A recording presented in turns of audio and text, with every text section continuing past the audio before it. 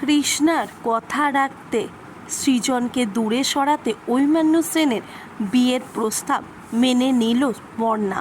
বিস্তারিত জানতে সঙ্গেই থাকুন, চ্যানেলটিকে সাবস্ক্রাইব করে রাখুন।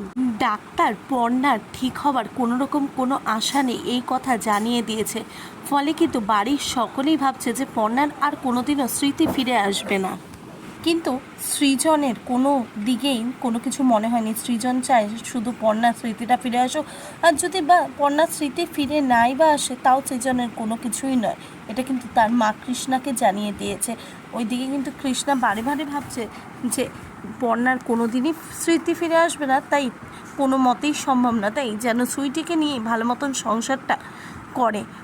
আর এইদিকে সৃজন তো আপ্রাণ চেষ্টা করে যাচ্ছে, ওইদিকে পর্ণা কিন্তু দেখছে যে সৃজন তার পেছন পেছন বারে বারে ঘুরছে। তাই পর্ণা ভাবছে যে এইভাবে তো হবে না, তা যতই সে সৃজনকে ভালো বন্ধু ভাবুক না কেন, সমাজ তো আর সেই ভালো বন্ধুটাকে ভালো বন্ধু থাকতে দেয় না। তাই কিন্তু পর্ণা ভাবছে যে আবারও কাকিমা তাকে কথা শোনাবে বা সৃজনের জীবনটাকে আরও খারাপ হয়ে উঠবে, সে আর সুইটি বৌদির সাথে ভালো সম্পর্ক থাকবে না সৃজনে। তার জন্যই কিন্তু পর্ণা সেখান থেকে সরে আসতে চায়।